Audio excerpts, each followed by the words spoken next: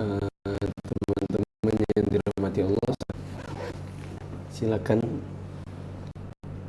subscribe dulu, follow untuk Facebook dan YouTube supaya kajian-kajian ke depan bila ada notifikasi antum bisa dapatkan.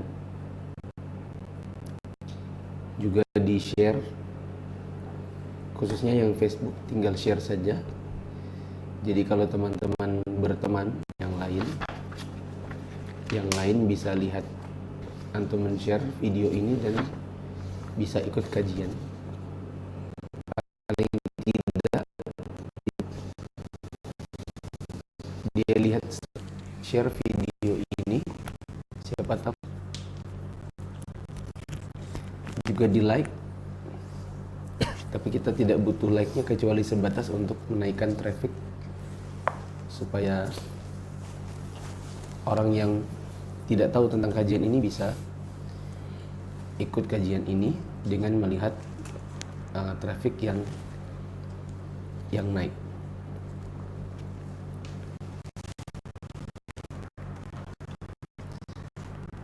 Ada komen, semoga malam kita tidak mengantuk.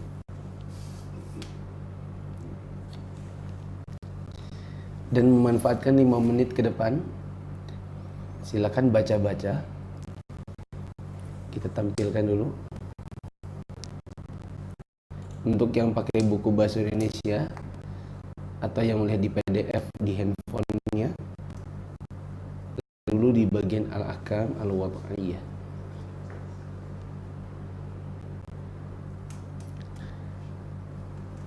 Dan saya berharap sudah dibaca dari kemarin atau tadi malam.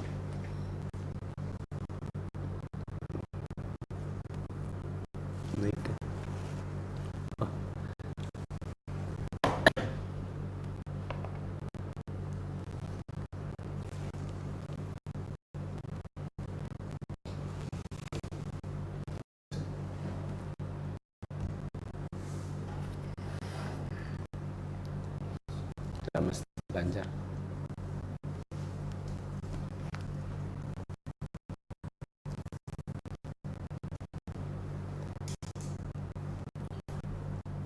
Baca-baca meskipun tidak paham, tidak apa-apa.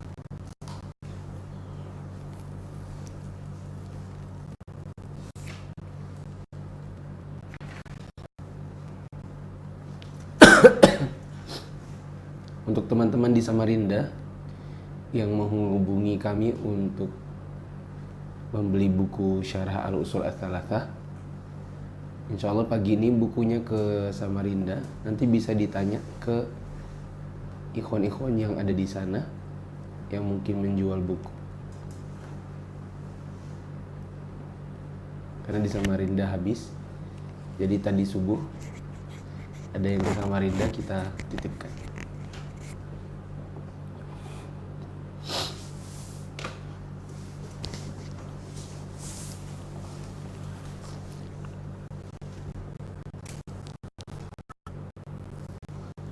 Sudah.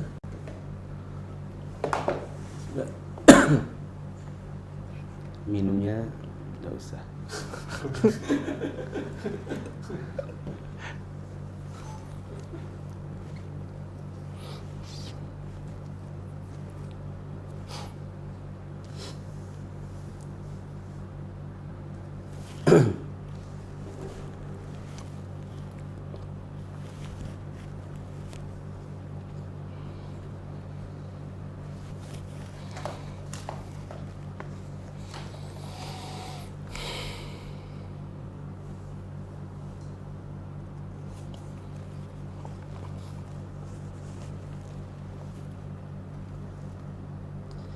Teman-teman lucu ya, banyak yang bikin kreativitas sendiri.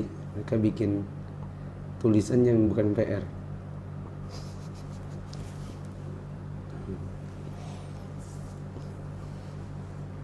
Ya tidak apa-apa, asalkan PR-nya dikerjakan.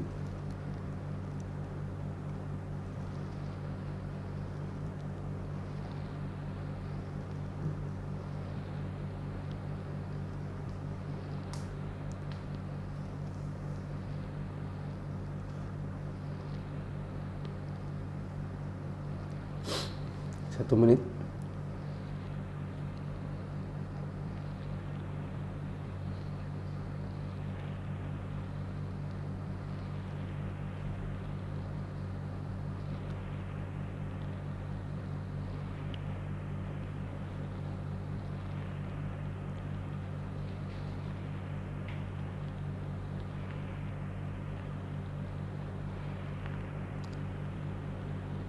Yuk, kita mulai.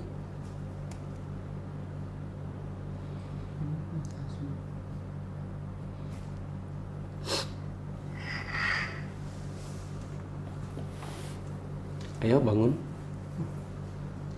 Yang tidur bangun.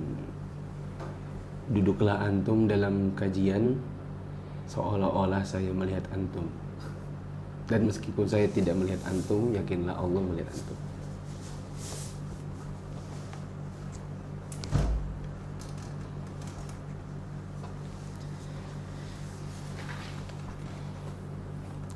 Bismillahirrahmanirrahim.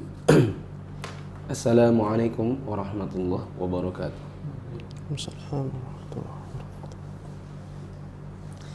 Alhamdulillahirabbil alamin wassalatu wassalamu ala asyrafil anbiya'i wal mursalin wa ala alihi wa ashabihi wa man tabi'ahum bi ihsanin ila yaumiddin. Teman-teman yang dirahmati Allah, semoga kita semua dirahmati oleh Allah dan semoga ibadah kita semua diterima oleh Allah, dan semoga Allah memberikan kepada kita tambahan ilmu yang bermanfaat dengan kajian ini. Saya menyapa dulu untuk teman-teman selain di YouTube Muflis Safitra dan Facebook muflisafitra.com, juga ada di Sriwijaya Mengaji, Radio Roja Darussalam dan Al Hijrah Gresik insyaallah. Pada subuh hari ini kita akan kembali melanjutkan pembahasan al-usul min ilmil usul, dan sekedar mengingatkan bahwa metode pembelajaran buku ini adalah dengan membaca Arabnya terlebih dahulu, lalu dilanjutkan dengan pembacaan bahasa Indonesia. Setelah itu saya akan menjelaskan secara global makna yang sudah kita baca. Jadi bukan langsung kata per kata dijelaskan secara mendetail, karena khawatirnya metode seperti itu akan membingungkan dan terlalu banyak yang harus dicerna, dipahami dan bercabang-cabang dalam mencoba memahami apa yang sedang kita pelajari. Begitu juga saya mengharapkan kepada teman-teman semoga bisa konsisten, istiqomah sampai kajian ini selesai. Dan insya Allah kita akan berikan ijazah atau sertifikat kepada yang menyelesaikan buku ini tanpa ada bolong atau tanpa ada bagian buku yang tidak dia ikuti pembahasannya. Qala al-muallif rahimahullah, sekarang ada di al-ahkam al-wad'iyah. Saya remindering dulu ya, bahwa hukum atau ahkam itu ada dua golongan, ada taklifiyah dan ada wad'iyah. Taklifiyah yang sudah dibahas kemarin, wajib, sunnah, haram, makruh, mubah. Dan pada golongan yang kedua, ahkam wad'iyah, isinya adalah sah dan tidak sah. Tidak sah ini bisa dikatakan fasid, rusak, bisa juga disebut batil atau batal. Nah, Syekh Muhammad bin Shalih Al-Utsaimin berkata, al-ahkamu al-wad'iyyatu. Al-ahkamul wad'iyyati, al-ahkamul wad'iyyatu ma wada'ahu syari'u min amaratin li thubutin aw intifa'in aw nufudhin aw ilgha'in wa minha as-sihhatu wal fasadu. Ya, baca dulu. Al-ahkam al-wad'iyah. Al-ahkam seperti yang saya bilang di pertemuan kedua, kita saat membaca buku agama, apalagi kalau mau jadi penerjemah bukunya, apa yang merupakan istilah-istilah ilmu agama, maka jangan langsung diindonesiakan. Karena kalau langsung diindonesiakan, malah hilang esensinya, malah tidak enak dalam memahaminya. Jadi seperti al-ahkam al-wad'iyah, maka tulis saja al-ahkam al-wad'iyah, artinya, nah itu kan nanti ada penerjemahannya. Kalau langsung diterjemahkan al-ahkam al-wad'iyah, langsung ditulis hukum-hukum peletakan. Apa coba? Orang bingung dalam memahaminya. Jadi ini termasuk cara menerjemahkannya al-ahkam al-wad'iyah. Lanjut. Al-ahkam al-wad'iyah adalah apa-apa yang diletakkan oleh pembuat syariat dari tanda-tanda untuk menetapkan atau menolak, melaksanakan atau membatalkan. Dan diantaranya adalah sah dan rusak atau tidak sahnya sesuatu. Sahnya disebut dengan as-sihhah dan rusaknya disebut dengan fasad. Fas-sahihu lughatan as-salimu minal marad. Wastilahan ma tarattabat atharu fi'lihi alaihi ibadatan kana am aqda. Fas-sahihu minal ibadati ma bari'at bihi dhimmatu wa saqata bihi at-talabu. Was-sahihu minal uqudi ma tarattabat atharuhu ala wujudihi katarattubil milki ala aqdil bai'i mathalan. Nah, sah atau sahih secara bahasa as-salimu min mardi, yang selamat dari penyakit. Minal maradi, yang selamat dari penyakit. Secara istilah, apa-apa yang pengaruh perbuatannya berakibat padanya, baik itu ibadah ataupun akad, maka sah dalam ibadah. Sahih di Indonesia kan sah, dan kita sudah mengenal ini, kata sah ini, karena sudah diadopsi ke dalam bahasa Indonesia. Sah itu secara bahasa artinya bebas penyakit. Tapi janganlah juga kita mengartikannya bebas penyakit dalam semua hal. Seperti sholatmu tadi sudah, kamu sebelum sholat sudah wudu? Sudah. Oh, berarti sholatmu bebas penyakit. Nah, itu kan cuman makna bahasa. Adapun makna istilah, sah itu artinya pengaruh perbuatannya itu sudah timbul atau sudah tetap dan diberlakukan, baik dia ibadah maupun akad. Kalau dia dikatakan sah dalam ibadah, berarti tanggung jawab dia dalam menjalankannya sudah selesai, sudah putus, sudah hilang dari pundaknya. Itu kalau sah dalam ibadah. Kalau dia sah dalam akad, berarti akad ini dianggap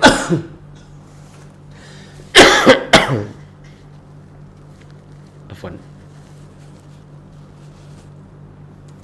Kalau dalam akad, maka sah itu artinya akadnya teranggap, akadnya selesai, akadnya berlaku, sehingga segala bentuk dampak dari akad ini pun diberlakukan.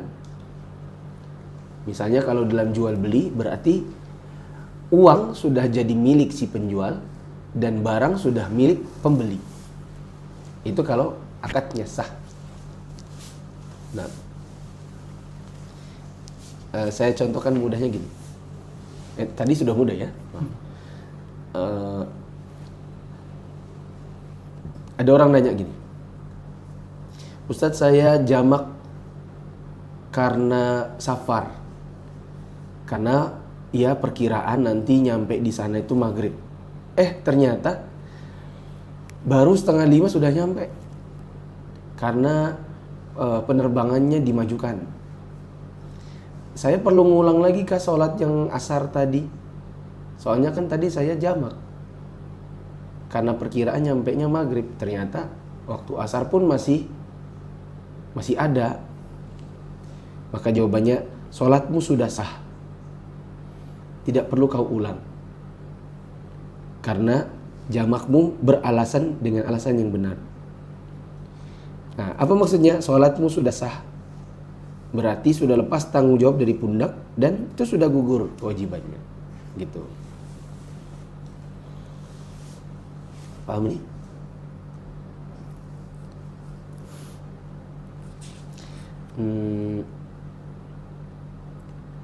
Misalnya lagi dosa ya, nanti tidak panjang.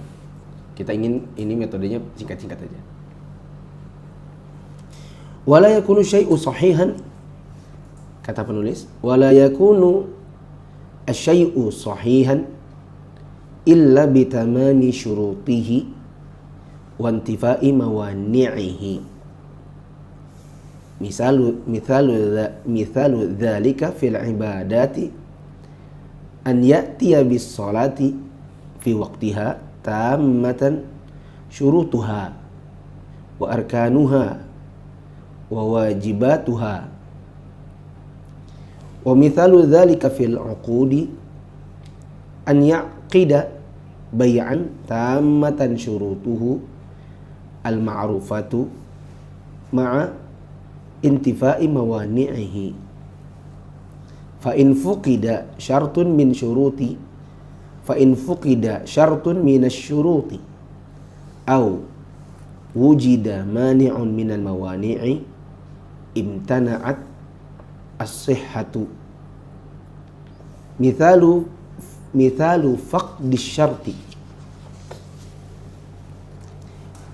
faqdi syarti fil ibadati an yusalliya bila taharatin.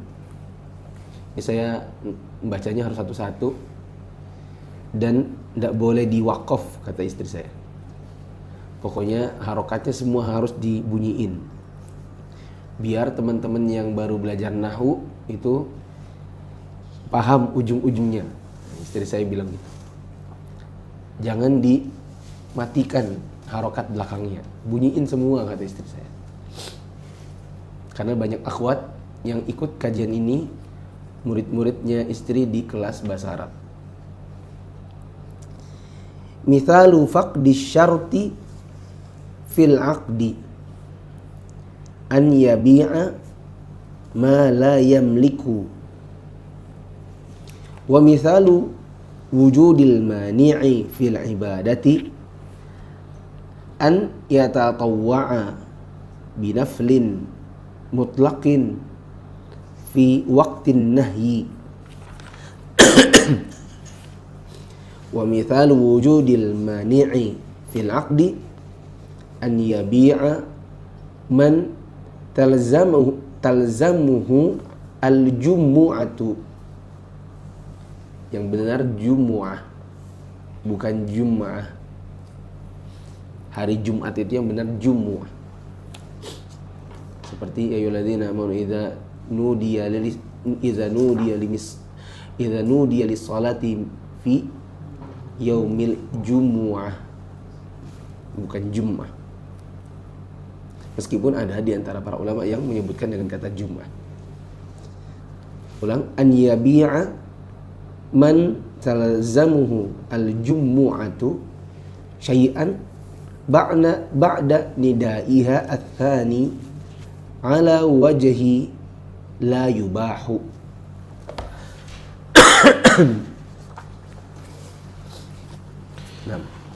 Dan tidaklah sesuatu itu menjadi sah kecuali dengan menyempurnakan syarat-syaratnya dan tidak ada penghalang-penghalangnya. Ya. Baru dikatakan sah bila syarat-syaratnya terpenuhi dan penghalang-penghalang sahnya ini tidak ada. Penghalang-penghalang ketidaksahannya tidak ada.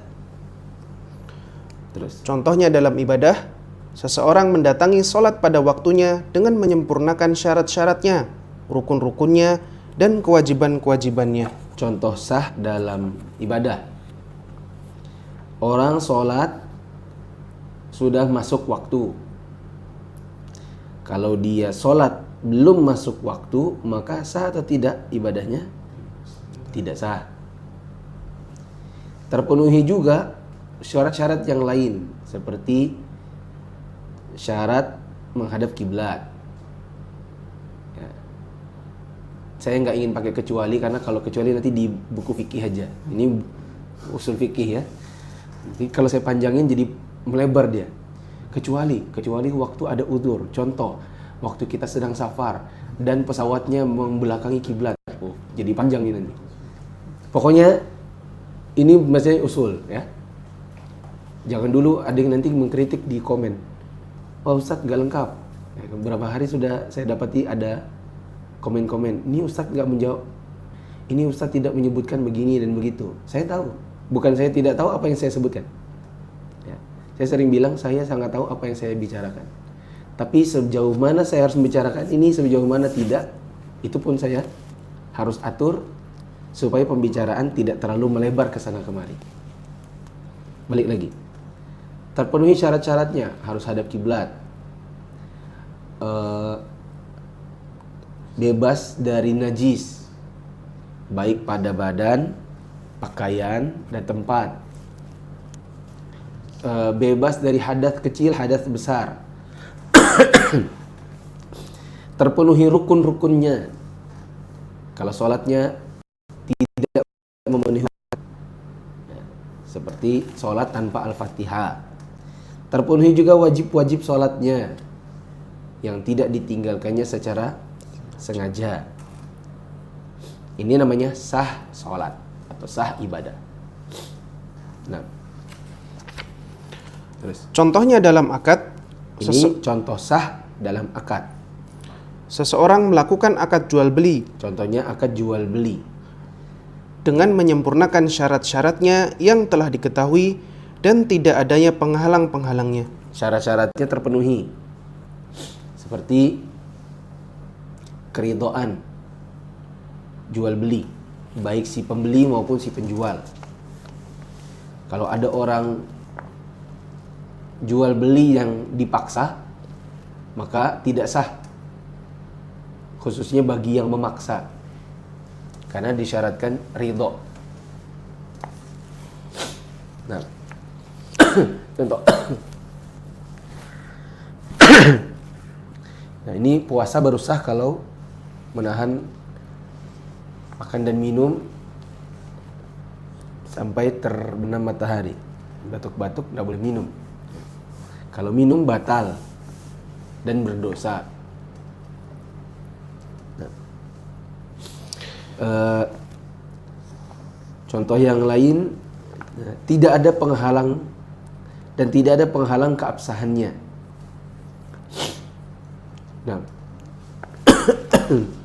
Jika hilang satu syarat dari syarat-syarat yang ada, jika hilang satu aja syarat dari syarat-syarat yang ada, atau adanya penghalang dari penghalang-penghalangnya, maka tidak dikatakan sah. ya, kalau hilang juga, kalau hilang salah satu dari syarat-syaratnya, atau ada penghalang keabsahannya, maka tidaklah dikatakan sah.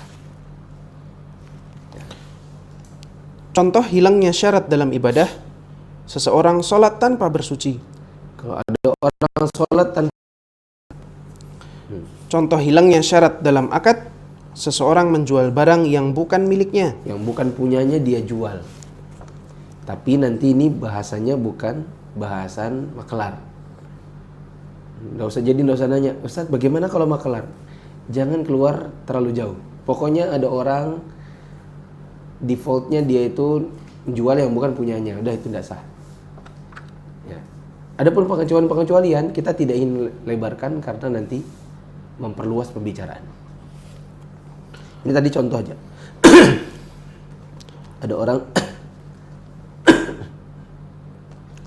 Ada orang lihat motor, terus dijepretnya lalu dijualnya di grup WA.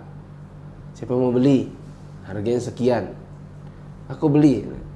Minta uangnya sekian. Setelah itu baru dia nawar motornya yang dijepret itu. Ya, mungkin nggak ada orang seperti itu. Tapi yang jelas, bila menjual yang bukan punyanya maka tidak sah jual belinya. Oh ya, ada orang rental, ada orang jual, Rental itu kan menyewakan ya. Ada orang menyewa mobil. Nyewa itu bahasa Inggris apa? Rent. Rent itu menyewakan. Renting. Huh? Rent a car. I rent a car. Itu menyewakan. Ini menyewa. Ada orang nyewa mobil. Setelah itu dijualnya mobil yang disewa. Berarti kan itu menjual yang bukan punyanya. Maka jual belinya tidak sah. Lanjut. Contoh adanya penghalang dalam ibadah, seseorang sholat sunnah mutlak pada waktu larangan. Contoh dikatakan ada penghalang ibadah adalah kalau dia sholat sunnah mutlak di waktu terlarang. Apa penghalangnya? Waktu larangan sholat. Ustaz, bagaimana dengan tahiyatul masjid? Nanti itu bahasanya fikih. Ini usul fikih ya, nanti aja. Lanjut. Contoh adanya penghalang dalam akad, seseorang menjual sesuatu kepada orang yang wajib baginya sholat Jumat sesudah adzan Jumat.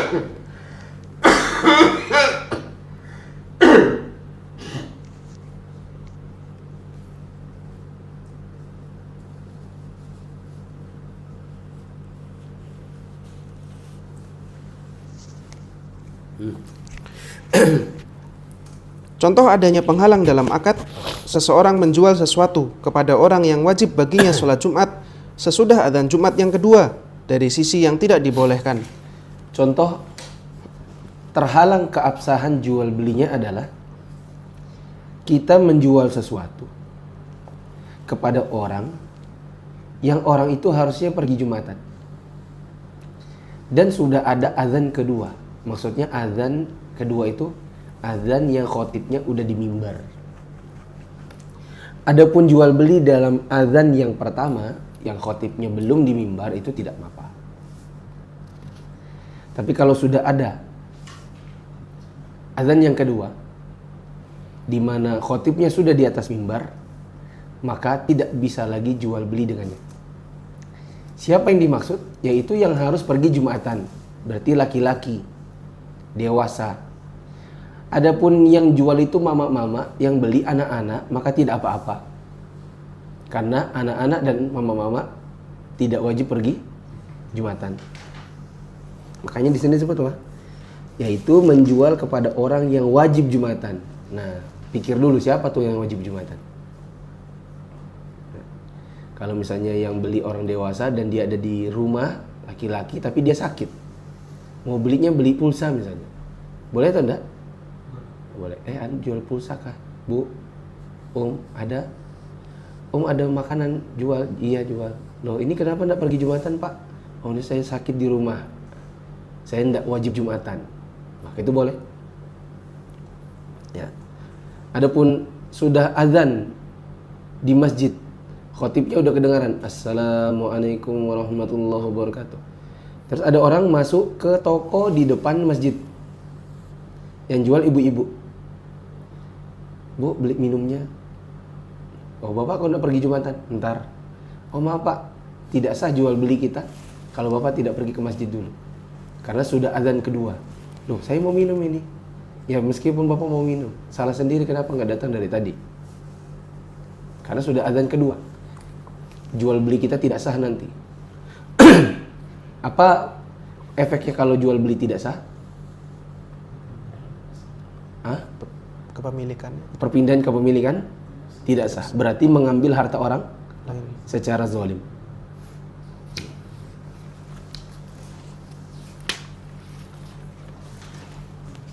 Itu tadi sah.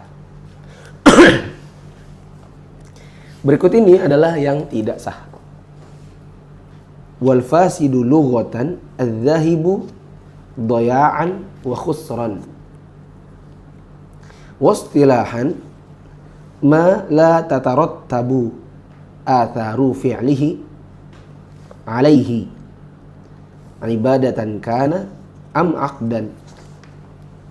Fal fasidu minal ibadati ma la tabra'u bihi adh-dhimmatu wa la yasqutu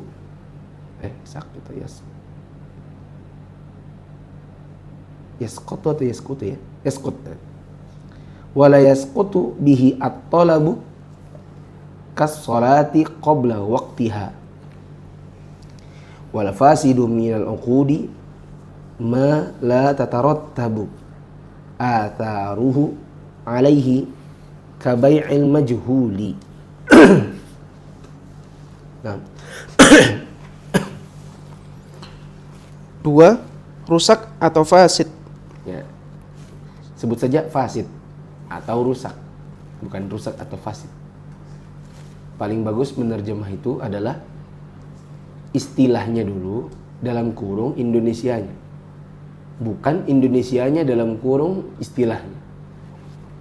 Nah. Secara bahasa, yang pergi dengan hilang dan rugi. Secara bahasa, fasid atau rusak itu hilang, sia-sia atau rugi. Apa di situ? Yang pergi dengan hilang dan rugi. Yang pergi, hilang, rugi. Enggak. Yang hilang, Yang pergi. sia-sia, goyaan, tersia-siakan. Dan rugi. Tar. Afwan.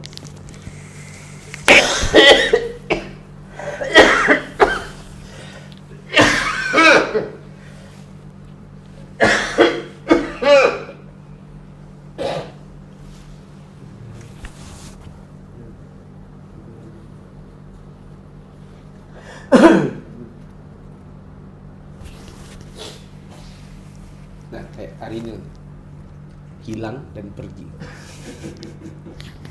Tapi dia tidak tersia-siakan. Antum fasid, pergi. Nah, fasid itu hilang. Dan hilangnya ini tersia-siakan atau rugi.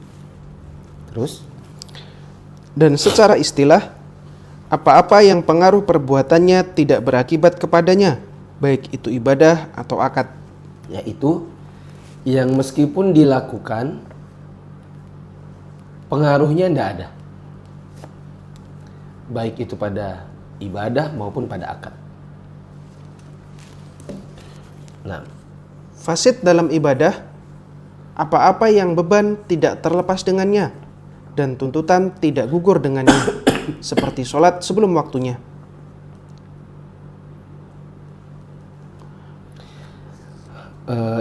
Fasid atau rusak dalam ibadah berarti meskipun dilakukan tidak ada pengaruhnya. Apa tidak ada pengaruhnya? Tidak ada pahalanya, belum hilang kewajibannya, harus diulangi lagi, itu rusak. Contohnya sholat sebelum waktu. Oh, Anda dari tadi nggak gerakin ya? Oh, maaf ya. Dari tadi ya. Afwan, Anda nggak ingat. Soalnya batuk. Jadi ndak konsen. Terus. Teman-teman yang ndak lihat, kok itu PDF gak jalan-jalan, ya makanya Ana suruh antum download PDF-nya. Jadi tidak mengharapkan yang ada di layar aja.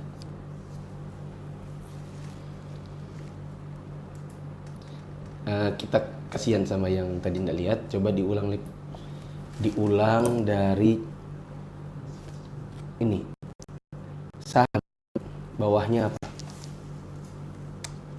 Halaman 12 paling bawah. Coba diulang. Bacakan saja. Akad, apa-apa yang pengaruh bawahnya. dan tidaklah sesuatu itu menjadi sah kecuali dengan menyempurnakan syarat-syaratnya dan tidak ada penghalang-penghalangnya. Contohnya dalam ibadah, seseorang mendatangi sholat pada waktunya dengan menyempurnakan syarat-syaratnya, rukun-rukunnya, dan kewajiban-kewajibannya.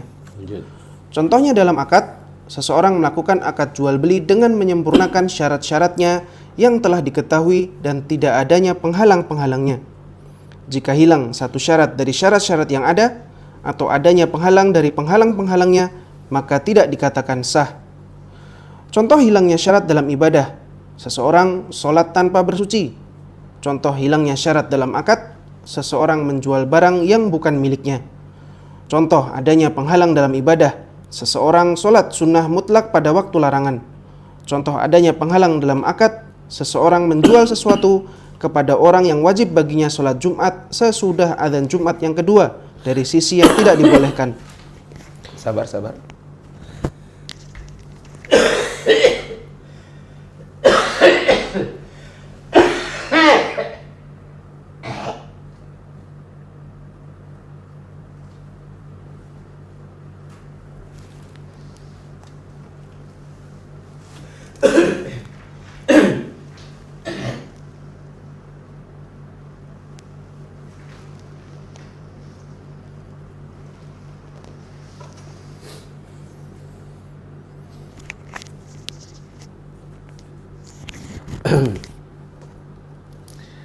Lanjut, rusak.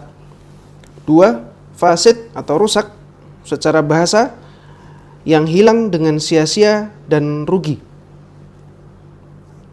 Dan secara istilah, apa-apa yang pengaruh perbuatannya tidak berakibat kepadanya, baik itu ibadah atau akad. Terus.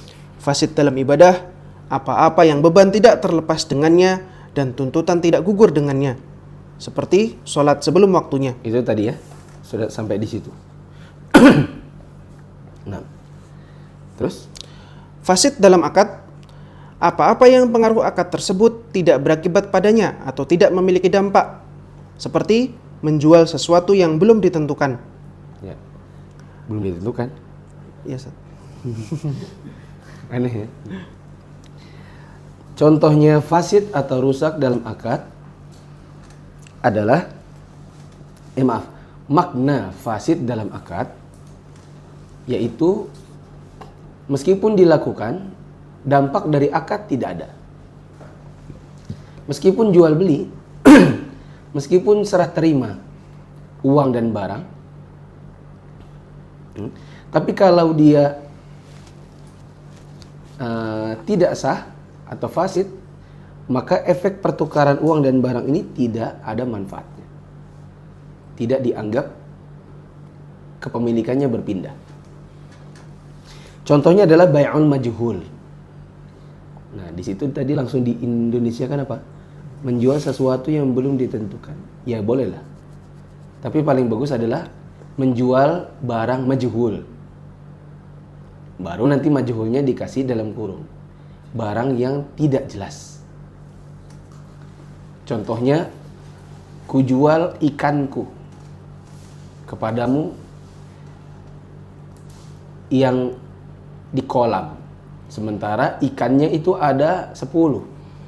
Ada koi, ada arwana, ada di situ lele. Harganya adalah 1 juta seekor. Ya. Oke, sepakat. Kayaknya ikanmu bagus-bagus. Ternyata yang dibawakannya apa? Lele. Lalu protes yang beli. Kok yang ini 1 juta? Ya kan aku sudah bilang, ikanku yang di kolam. Sementara barangnya tidak jelas yang mana. Ya bolehlah kalau diartikan sesuatu yang belum ditentukan. Tapi paling bagus itu adalah menerjemah dengan istilahnya dulu. Barang majhul. Majhul itu baru dijelaskan barang tidak jelas. Contohnya lagi ya.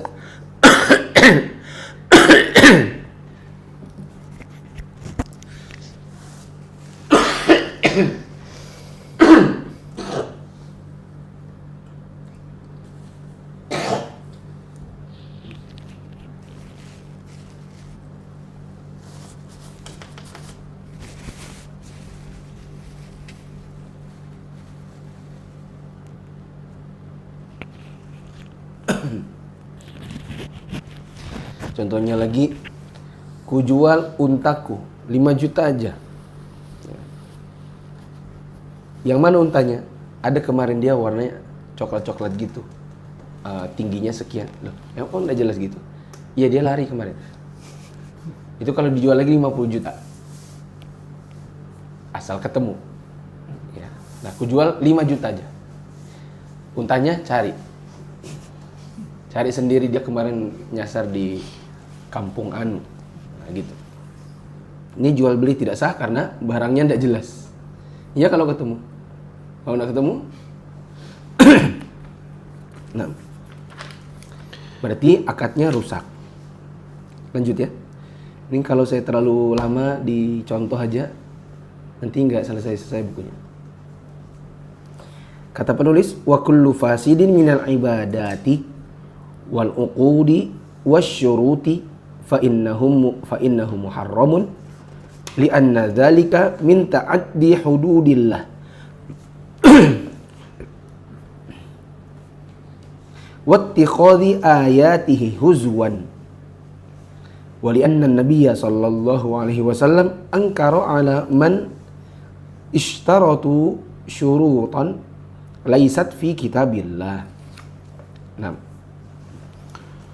Dan semua fasid atau rusak dalam ibadah, akad, dan syarat-syarat, maka itu adalah haram. Kalau ada orang bikin ibadahnya fasid, atau membuat sebuah akad yang akadnya itu dia tahu fasid, begitu juga membuat syarat-syarat yang syarat itu syarat yang fasid atau rusak, maka itu perbuatan yang haram. Kemarin apa makna haram? Kalau dikerjakan berdosa. Bila ditinggalkan berpahala dengan syarat apa? Mengharap pahala. Kenapa kita tidak boleh membuat ibadah, akad, dan syarat yang fasid? Jawabannya? Karena yang demikian termasuk melampaui batasan-batasan Allah dan menjadikan ayat-ayatnya sebagai olok-olokan. Dan karena Nabi SAW mengingkari orang yang mensyaratkan syarat-syarat yang tidak ada dalam kitabullah atau Al-Quran. Ada seorang perempuan, budak, namanya Bariroh. Bariroh ini bilang, wahai Aisyah, bolehkah aku dibeli, dimerdekakan? Tapi katanya tuanku, kamu boleh dibeli dengan syarat walakmu nanti kalau kamu meninggal itu buatku. Berarti warisannya buat si tuan. Jadi dia mau jual budaknya asalkan dibikinnya syaratnya nanti kalau si fulan ini meninggal, Bariron meninggal, nanti warisannya juga buat mantan tuannya. Maka Nabi mengingkari hal ini, lalu Nabi sindir si tuannya itu. Kok ada gitu loh, ya, kata Nabi, orang jual budak lalu dia minta walaknya buat dia. Dan siapapun yang membuat persyaratan yang tidak ada pada kitabullah, maka syaratnya batal.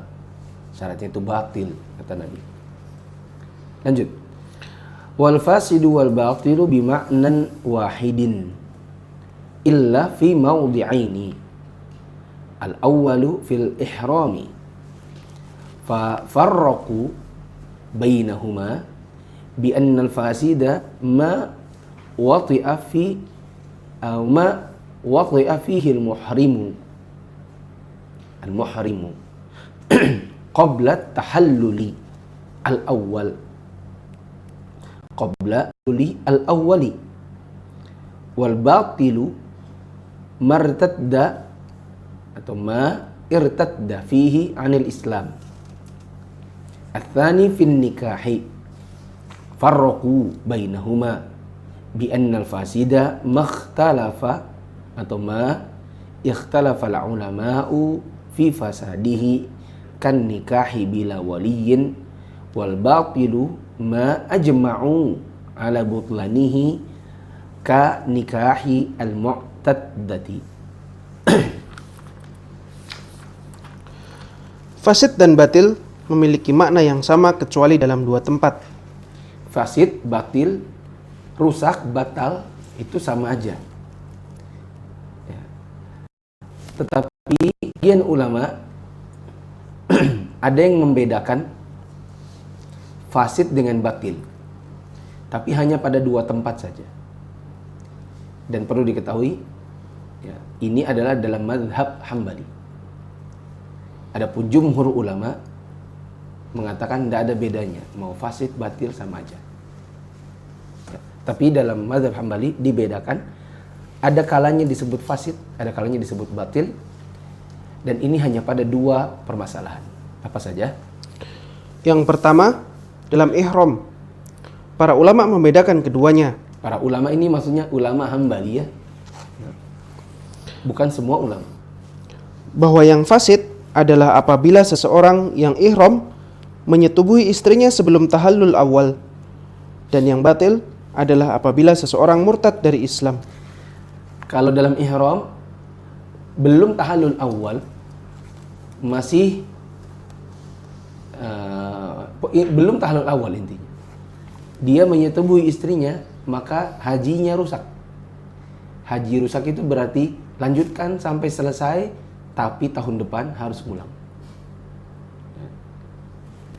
Adapun batil atau batal adalah bila dia murtad dari Islam.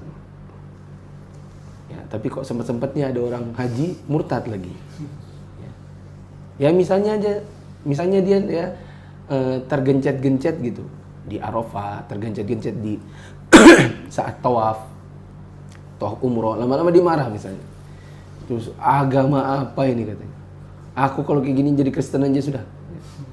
Nah, terus dia mengumumkan, ya Allah, di Masjidil Haram ini aku mengumumkan diriku, aku keluar dari Islam.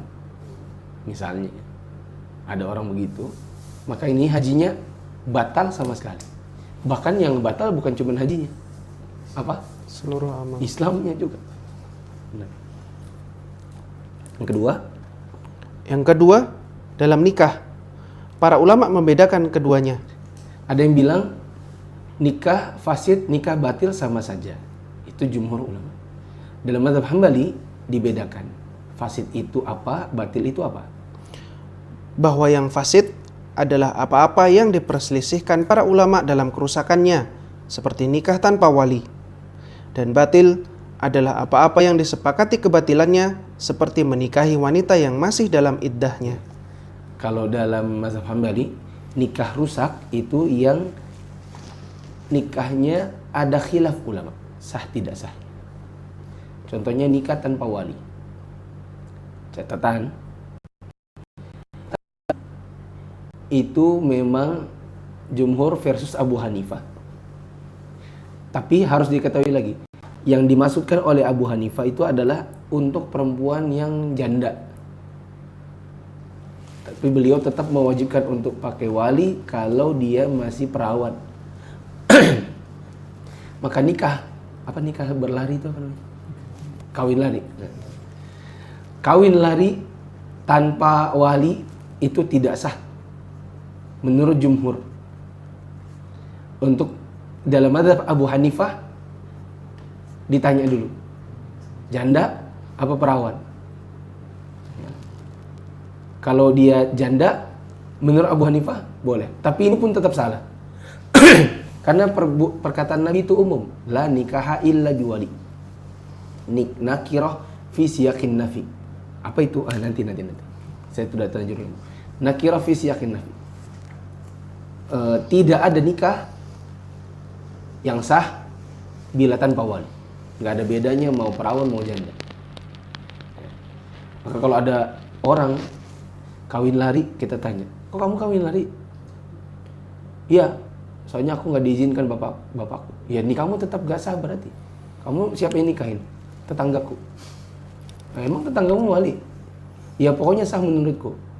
Ikutin siapa kamu? Abu Hanifah. Oh, Abu Hanifah? Iya. Wah, berarti kamu sudah tidak perawan. Gitu nak? Enak aja kamu sembarang nuduh. Loh, Abu Hanifah itu yang dia bolehkan nikah tanpa wali itu hanya yang janda, bukan yang perawan. Kamu berarti sudah tidak perawan memang berarti. Karena ada sebagian orang yang punya pendapat begitu. Boleh nikah tanpa wali kalau nggak direstui. Padahal kalau nggak direstui wali nasab, ke wali hakim gitu loh. Atau turun ke wali yang di bawahnya. Contohnya batal adalah nikah yang sudah jelas-jelas disepakati para ulama tentang ketidakabsahan. Contohnya menikahi wanita dalam masa iddah. Nah. Demikian. Kayaknya nggak enak ya kalau cuma dapat sedikit ya. Cuma dapat sedikit ya. Karena saya terlalu lebar gitu. Antum bayangkan itu tadi nggak detail loh. Nggak detail aja kayak gitu. Banyak yang saya tahan. Ini banyak yang tidak disebutkan syarahnya untuk menjaga supaya ndak terlalu lebar. Itu aja 44 menit cuma dapat sah sama tidak sah. Dah, kita lanjut ke al-ilmu. Tapi semoga ndak usah terlalu lebar-lebar, yang penting tahu. Al-ilmu. Ta'rifuhu. Al-ilmu idraku syai'i ala ma huwa alaihi idrakan jaziman. Ka idraki annal kulla akbaru minal juz'i. Wa anna niyata syartun fil ibadati. Fa kharaja bi qawlina idraku syai'i adamul idraki bil kulliyati wa yusamma al jahlul basit al jahlul wa yusamma al jahlul basita.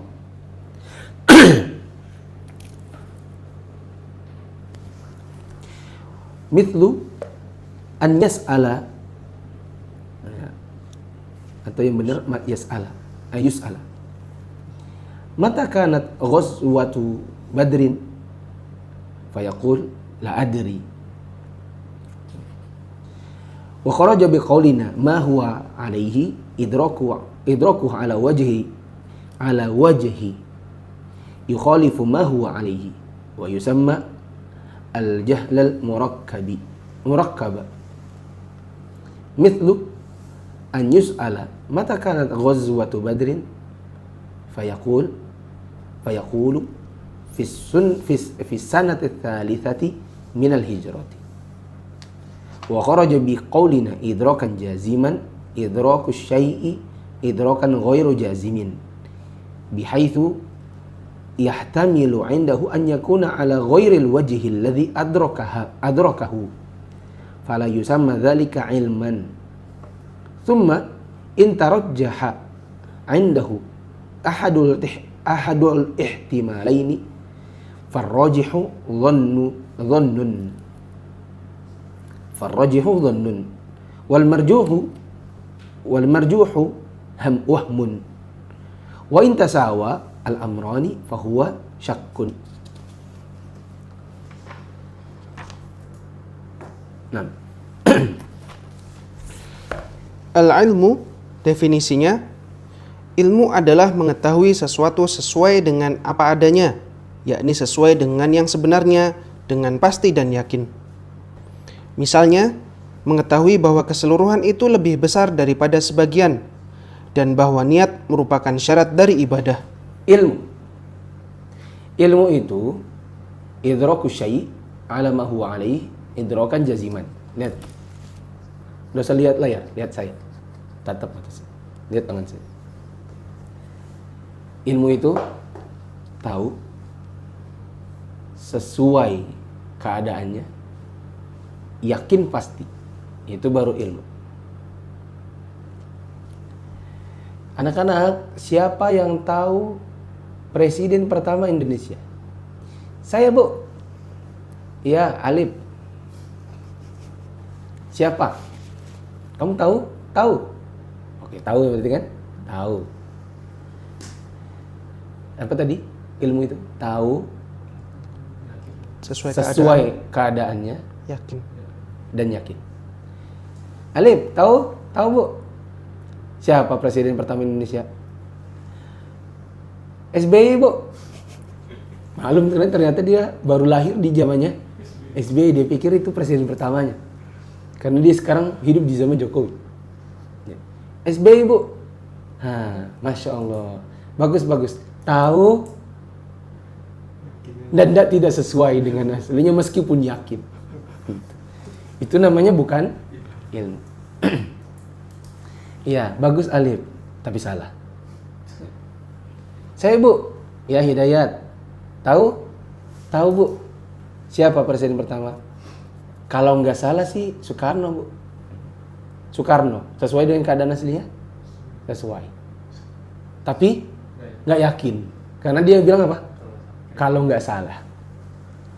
Nah, ilmu itu, saya Bu, ya hari ini saya yakin dengan pasti bahwa presiden pertama Indonesia adalah Jokowi. Aduh. Dan Soekarno, yakin, pasti, dan sesuai keadaan asli. Itu namanya ilmu. Lanjut.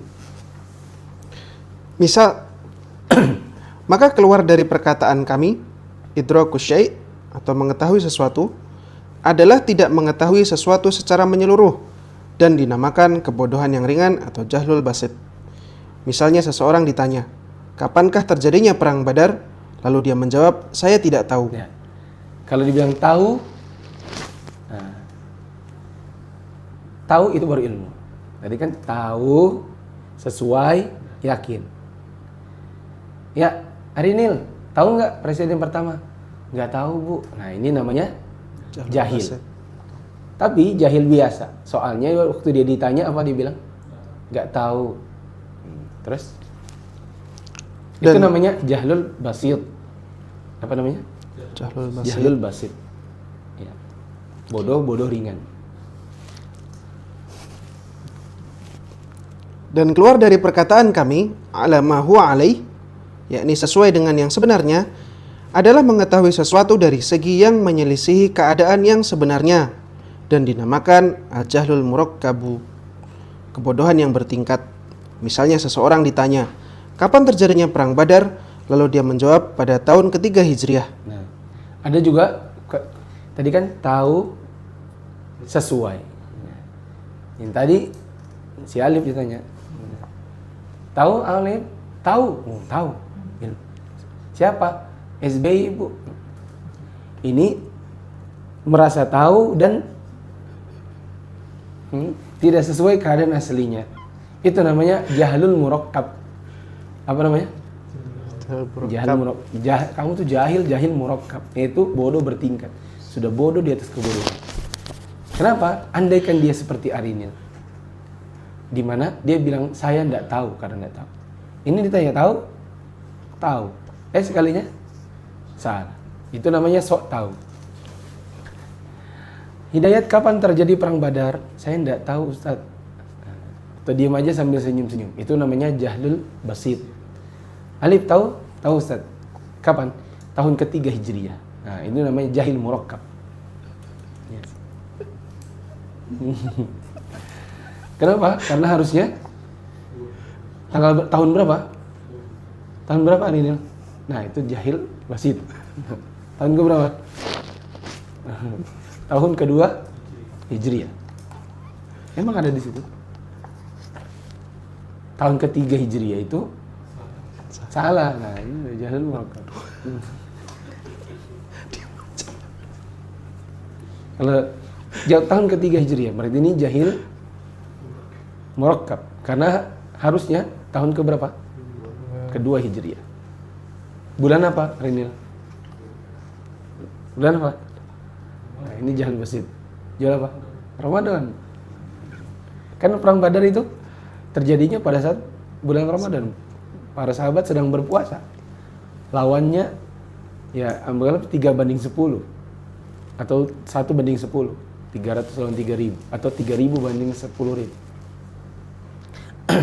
Lanjut. Dan keluar dari perkataan kami, idrakan jaziman, dengan pengetahuan yang pasti atau yakin, harus yakin, itu namanya ilmu.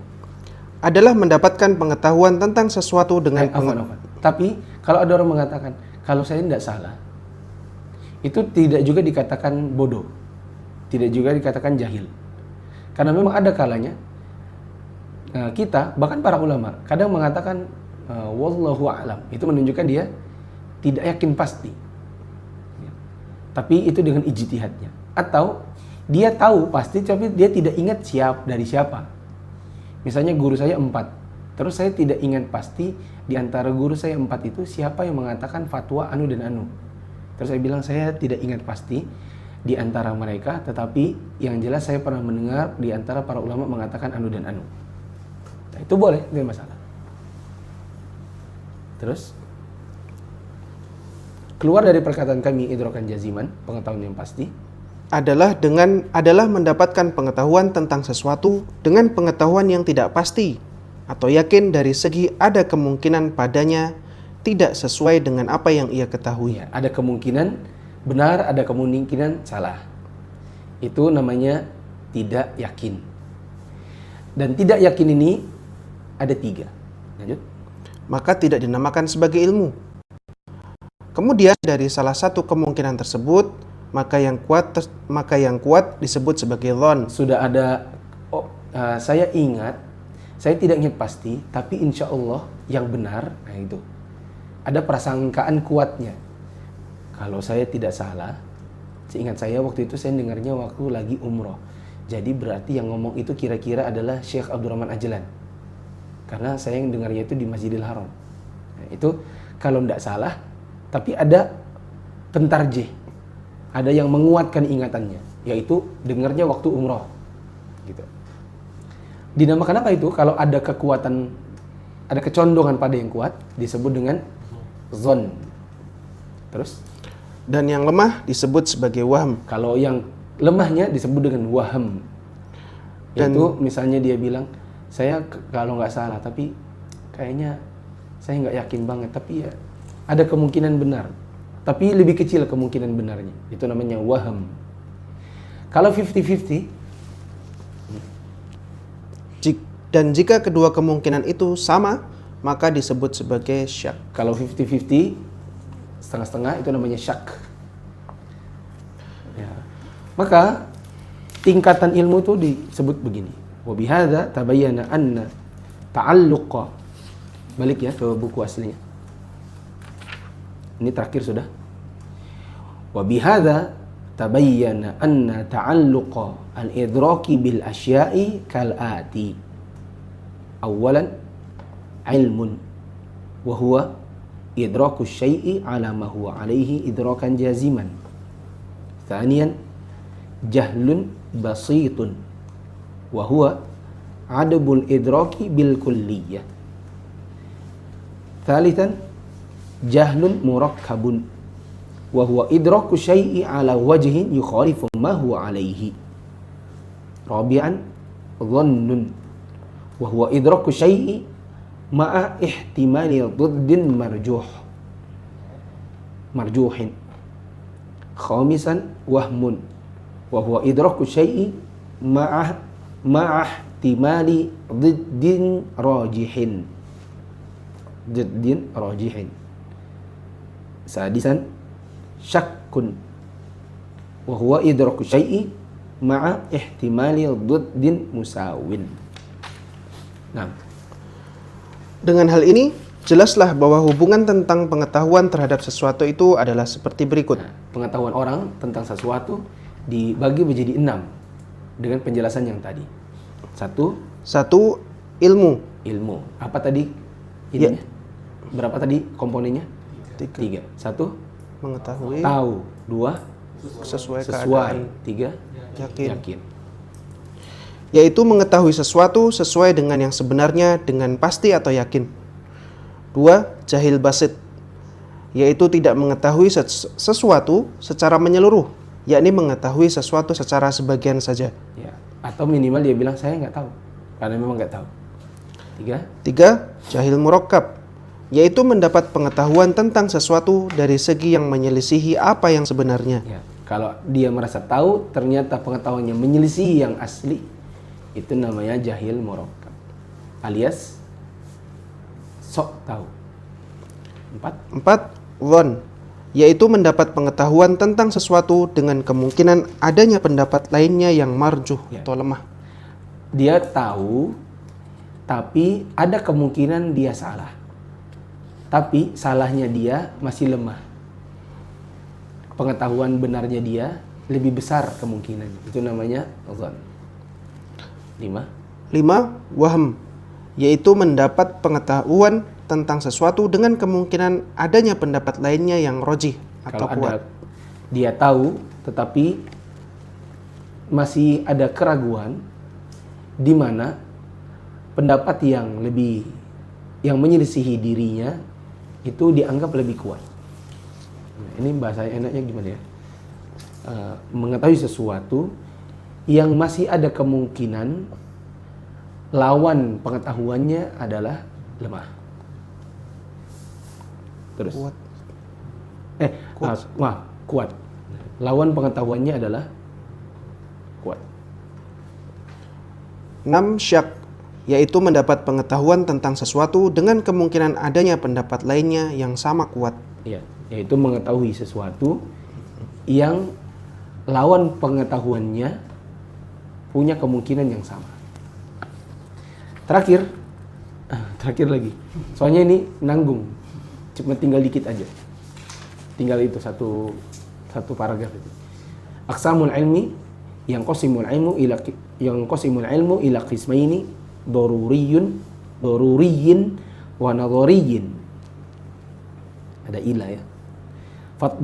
Fad-daruriyyu ma yakunu idrakul ma'lumi fihi daruriyan bihaitsu yuttarru ilaihi min ghairi nadharin wala istidlalin kal ilmi bi anna al-kulla akbaru minal juz'i wa anna an-nara harratun wa anna Muhammadan Rasulullah wan nadhari ma yahtaju ila nadharin wa istidlalin kal ilmi bi wujubin niyyati fi sholati.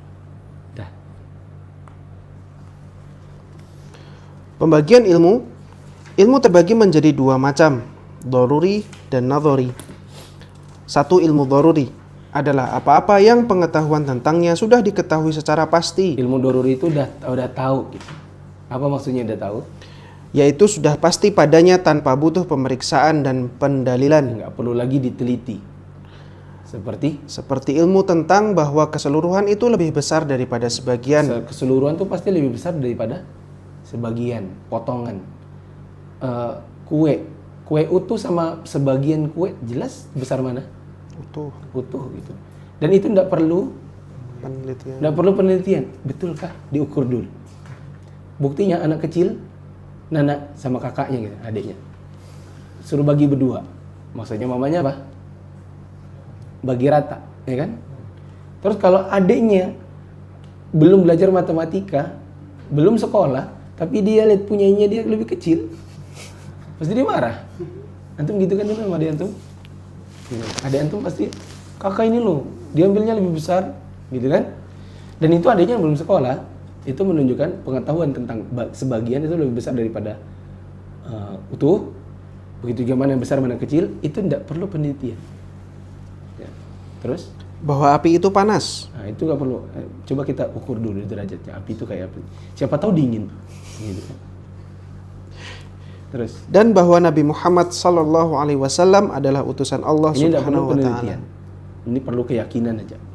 2. Ilmu nadhari adalah apa-apa yang untuk mengetahuinya membutuhkan pemeriksaan dan pendalilan. Nah, ilmu nadhari butuh periksa, butuh dalil. Contohnya? Seperti pengetahuan tentang wajibnya niat dalam sholat. Nah, wajibnya niat dalam sholat itu cari dalil. Ya. Wallahu a'lam. Ini saja yang bisa kita bahas. Kelebihan 2 menit. Dan saya cukupkan. Tidak usah tanya jawab dulu karena ini hari kerja. Subhanakallahumma wa bihamdika asyhadu an la ilaha illa anta astaghfiruka wa atubu ilaik. Wassalamualaikum warahmatullahi wabarakatuh. Waalaikumsalam.